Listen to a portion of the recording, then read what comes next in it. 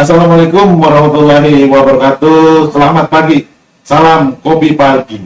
Kembali di sini di Ulum Purnama Channel dalam program acara Salam Kopi Pagi. Terima kasih Bapak Ahmad Yani sudah hadir di acara Salam Kopi Pagi.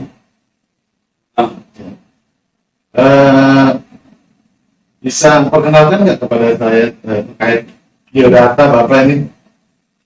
Biodata ya. Ya. Terima kasih Pak Ulum untuk mengundang saya ke luar biasa ini. Saya nama lengkap Ahmad Yani, biasa dipanggil Pak Yani. Bahkan in my English class, my students call me Mr. Jimmy. Oh iya. Mr. Jimmy. Karena selain saya juga berlatar belakang akademik, saya juga mengajar sendiri di kelas sebagai guru bahasa Inggris. Iya, berarti selain sebagai pengajar ya, berarti punya bidang usaha terkait hal yang sama ya? Betul. Iya. Terkait. Nah, di bidang usaha apa namanya itu Pak? Itu masuknya kategori sektor pendidikan, tapi bergerak di sektor pendidikan non formal. Apa nama lembaga pendidikan non formal itu? Saya menyebutnya dan diambil dari nama saya. Iya. Akronim nama saya Ahyani Kursus dan Bimbel. Gitu. Kalau kita boleh tahu, mungkin ada teman-teman atau rekan yang ingin kursus sebagainya. Di mana sih Pak letak kantor atau keberadaan lembaga ini?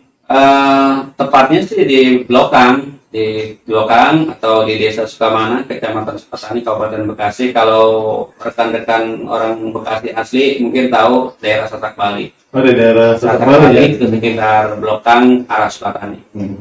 Jadi kalau kita naik K18, kita bilang aja ya? Iya, bilang aja ke Ahyani, insya Allah. Iya. Apalagi bilang ke pemiliknya, lebih familiar lagi. Oh iya. Gitu kira-kira. Iya. Ini kayaknya manggil saya nggak usah bapak dah, bang aja kali. Oh iya. Iya. Oke. Lebih akrab. Oke. Nah, bidang usaha selain tadi ya, apa aja sih yang digeluti nih? Selain tadi sebagai pengajar di bidang bahasa Inggris dan Gitu ya. Jadi kebetulan kalau saat ini saya selain mengajari bimbel yang saya kelola juga aktif di kampus untuk menjadi salah satu tenaga pengajar atau dosen di sekitaran Cikarang. Yang sebelumnya malahan saya aktif di pemerintahan desa. Oh iya. Iya. Sebagai apa tuh kalau boleh tahu ya? Iya, di pemerintah desa saat itu 98 saya dipercaya masyarakat sebagai kepala desa, Pak. Mungkin sekedar ingin tahu juga pada periode di zaman Bapak, lembaga pendidikan ya saat itu seperti apa sih pandangan Bapak? Sudah ramai atau gimana? Iya, saat itu mungkin belum terlalu ramai, belum terlalu punya visi pemuda dan remaja di sana bagaimana mengembangkan diri ke depan. Ya. Dan yang ternyata saat ini luar biasa, beda sekali dengan saat itu. Termasuk yang berbahasa Inggris pun di Sukatani rasanya cuma saya aja pada saat itu. Oh iya. Terus saya juga ingin tanya, kan orang Sukatani ya? Iya. Kok bisa bahasa Inggris loh? Nah, benar. Pertanyaannya, dari dulu pernah sekolah di mana sih? Iya, di Inggris. Enggak juga. Iya, kita untuk mahir berbahasa suatu negara harus berada di sana ya. Kita cukup pelajari ilmu dan buku yang kita dapatkan di negara kita. Ya dengan cara saat itu saya ambil kursus singkat selama 1 tahun ya. Selain di bidang bahasa Inggris, ada lagi nggak pendidikan Bapak bisa dijelaskan lebih detail? Misalnya dulu pernah sekolah di mana, S1 atau seperti apa gitu? Iya, sangat jelas profil pendidikan saya mungkin kalau SD, SMP, SMA di Sukatani ya. Kemudian saya ngambil selain kursus tadi D3 bahasa Inggris, kemudian saya ambil S1-nya di Unsika, dan menariknya saya ngambil S1. Oh ya, di bidang apa nih? Iya, S1-nya? iya. Ini loncat dari karir yang saya geluti sekarang sebagai pengelola usaha, Pak. Iya. Jadi saya justru ambil S1-nya di bidang hukum. Oh, di bidang Jadi hukum. bertolak belakang. Nah, di satu sisi saya sebagai kepala desa, kemudian juga saya mengajar bahasa Inggris, dan kemudian kuliah malah S1 ilmu hukum. Tapi kan masih nyambung antara pada saat itu sebagai kepala desa dan Itu latar belakang saya makanya ambil S1 ya. terus kemudian melanjutkan pendidikan S2 hukumnya atau gimana tuh?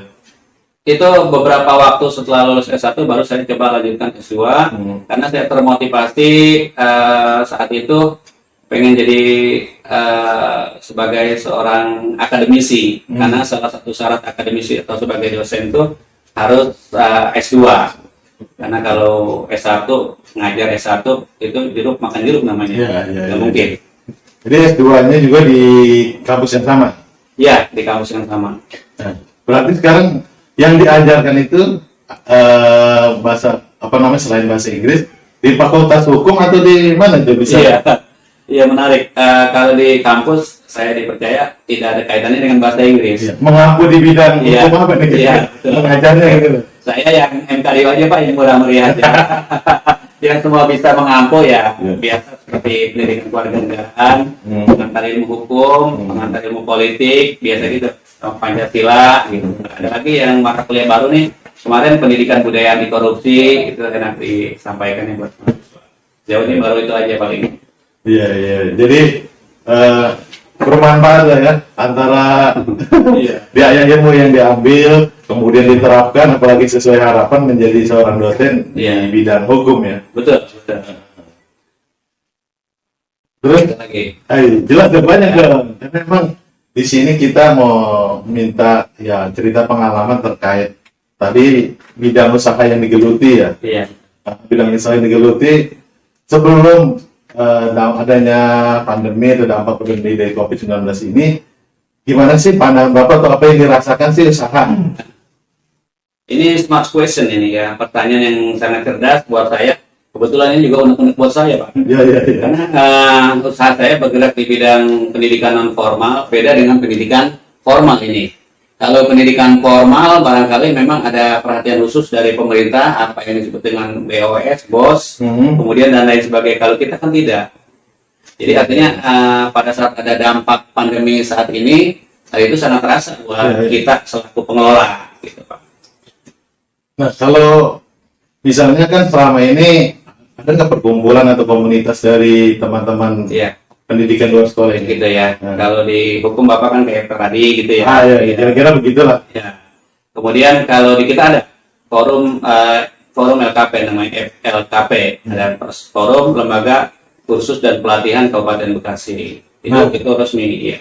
Lembaga ini sejauh mana sih memperjuangkan anggota-anggotanya menghadapi situasi pandemi ini?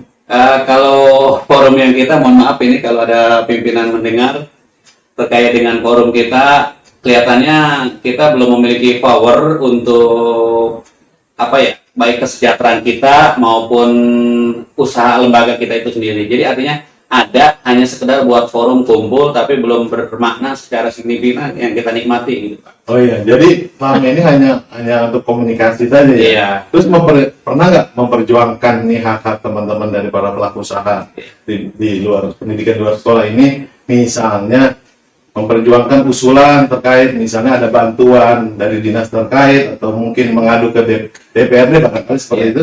Sejauh ini itu sudah dilakukan. Kebetulan saya termasuk komunitas pengurus yang tidak terlalu aktif. Cuman yang saya tahu memang payung hukumnya untuk itu tuh lemah gitu. Jadi kalaupun misalnya ada itu hanya sifatnya temporary, tidak diperjuangkan kemudian hak ini didapatkan, sebetulnya tidak seperti itu gitu. Mungkin barangkali perkumpulan itu butuh kayak dilegalitaskan lah, diformalkan untuk mereka setidaknya struktur ini bertanggung jawab untuk mengurus teman-teman yang lain gitu. Iya, sebetulnya ini sangat menarik. Artinya pada saat saya rekomendasikan, saya mau ini buat kapan-kapan diwawancara ya. Saya sebagai ketua forum tersebut, bagaimana sih ini keberadaan forum lembaga pendidikan non formal di Kabupaten Bekasi, antara ada dan manfaatnya. Saya rasa ini bisa diangkat ini. Jadi biar nanti apalagi kita share, ditonton oleh dinas terkait yang lebih berkompeten, bisa direspon positif ya. Bisa ada positif respons yang dihadapan ya. Karena saya tidak terlalu membidangi pada saat saya menjelaskan tapi salah gitu. Iya. Ya memang jadi ini upayanya kalau saya lihat ya dari luar ya, ini teman-teman ini seolah hanya forum berkumpul, belum kepada eksistensi lembaga untuk memperjuangkan hak-haknya ya. Kira-kira begitu. Tapi mau minum dulu boleh? Silakan. Iya. Iya, benar. Harus lebih dari ini. Iya, betul. Silakan diminum Pak. Jangan lupa ini panas. Nah. Thank you for the coffee. ada lagi yang mau ditanyain Pak Ulung? Nah, menarik sekali nih, saya senang diundang di sini nih. Sering-sering Pak undang saya. Ya, siap, siap. Cuma saya biasanya kalau ini ada kopi sama habuk di sini biasanya. Nah, jadi pernah nggak usaha dari perorangan misalnya ya ingin minta bantuan secara formal apa gitu? Pernah nggak? Ada. Ada. Ada usaha itu. Nah, seperti apa sih bisa dijelaskan usahanya? Usaha kita kan kursus dan bimbel. Hmm. Kursus dan bimbel ya nggak bedanya sekolah formal, cuman ini kan sifatnya non formal. Ya latar belakang kita sebetulnya hanya ingin membantu mencerdaskan kehidupan bangsa melalui sektor yang lebih real. Dan kemudian saya sebetulnya pengen juga ada perhatian. Saya coba terobos bagaimana nih supaya ada perhatian, apakah di bidang infrastrukturnya, apakah kesejahteraannya. Tapi pintu itu tertutup kelihatannya kalau untuk di level kabupaten. Pernah memperjuangkannya ke Secara pribadi lembaga saya. ke dinas mana gitu? Iya, dinas terkait tentunya dinas pendidikan. Oh, dinas pendidikan. Kalau boleh tahu ini pendidikan luar sekolah ini nyambungnya ke dinas pendidikan, Dinas pendidikan ya kan? Nah, dinas pendidikan ini emang ada bidang khusus untuk penanganan. ada pendidikan luar sekolah dan pindah kursus ada. Dan berarti lembaga yang dimiliki oleh abang, ya kan? Itu ada terdaftar ya? Iya, Jelas ya, legalitas ya? Iya. Iya. Kalau nggak jelas ya, nggak mau juga mudah.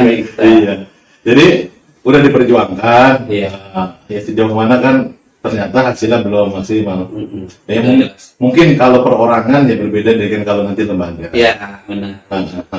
Ya mudah-mudahan ini juga didengar oleh apa namanya pejabat terkait. Iya, Bapak pejabat. Ya, semoga bisa didengarkan dan bisa ada aspirasi untuk ditampung dan diperjuangkan untuk mereka ya.